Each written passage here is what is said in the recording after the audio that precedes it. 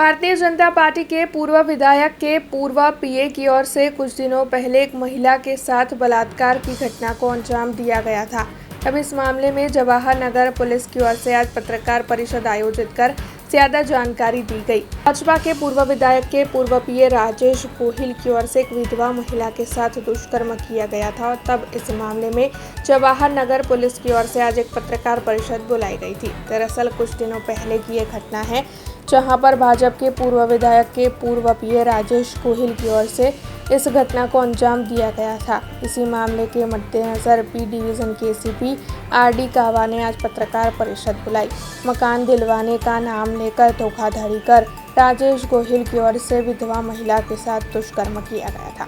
गई तारीख 11 મેના રોજ એક રણોલીના રહીશ મહિલાએ એક ઇસમ વિરુદ્ધ 376ની ફરિયાદ આપેલી હતી, જે અનુસંધાને આરોપી રાજેશભાઈ પ્રતાપભાઈ ગોહિલ કે જે પાદરાના રહેવાસી છે એમને એરેસ્ટ કરી અને કાયદેસરની કાર્યવાહી કરવામાં આવી છે। આરોપી જે છે એ પાદરાના રહેવાસી છે અને પૂર્વ એમએલએ સાથે એમને શું નાતો હતો એ હજી કાગળ પર કંઈ આવ્યું નથી અને તપાસનો વિષય છે।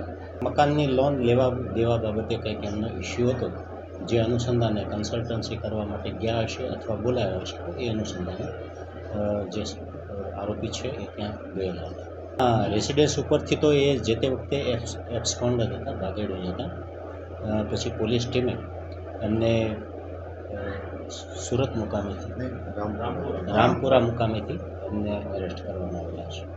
हमसे जुड़े रहने के लिए हमारे YouTube चैनल को सब्सक्राइब करें और नई वीडियो की नोटिफिकेशन के लिए बेल आइकॉन को दबाएं।